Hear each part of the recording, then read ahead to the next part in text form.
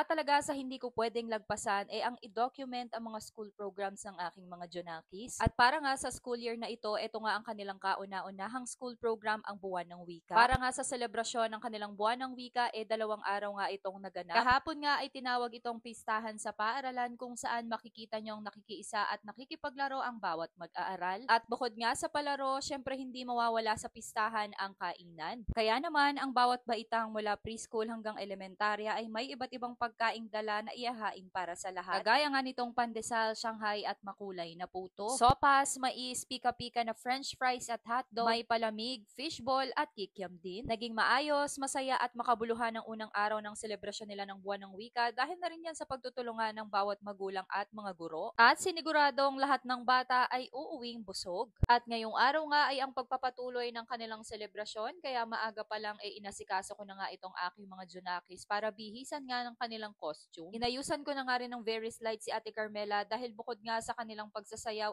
kakanta nga rin siya ng solo. Kung sa mga nakalipas na taon pagtula at pagguhit ang kanyang sinalihan ngayon sasali nga daw siya sa solo awit, which is first time lang din talaga niyang gagawin at medyo hindi ko nga inasahan dahil alam kong mahiyain talaga siya. Nakakatuwa naman dahil kahit papano sumusubok na rin ng ibang bagay si Ate Carmela. At isa talaga sa nagustuhan ko dito sa St. Stephen's School ay yung mga ganitong klase nilang programa. Simula toddler dito na nga nag-aral si Ate Carmela at sa bawat selebrasyon nila ng Buwan ng Wika ay iba't iba talaga ang kanilang aktibidad na ginagawa. Hindi lang din naman ito sa Buwan ng Wika dahil napakarami pang programs ang naka-line up ang school para sa mga mag-aaral. Na bilang magulang, isa rin sa nilook forward ko dahil bukod sa naipapakita ng bawat mag-aaral ang kanilang talento at kakayanan, ay sa pamamagitan din nito na ipapakita ng bawat magulang ang kanilang suporta sa kanilang mga anak. Sabi nga, sino ba namang magulang ang hindi matutuwa kapag nakikita mong nagper-perform ang anak mo sa stage? Madalas nga tayo pa yung nag-cheer at nagiging number one fan nila. At kung minsan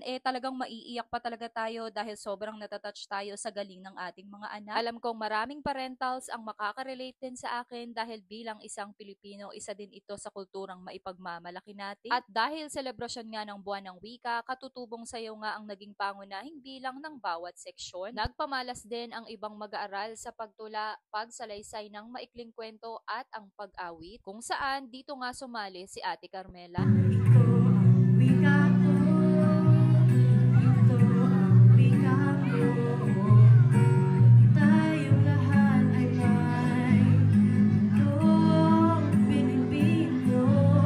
Ito ang wika ko, kailan may nakilala sa buong mundo. Ang wikang Pilipino.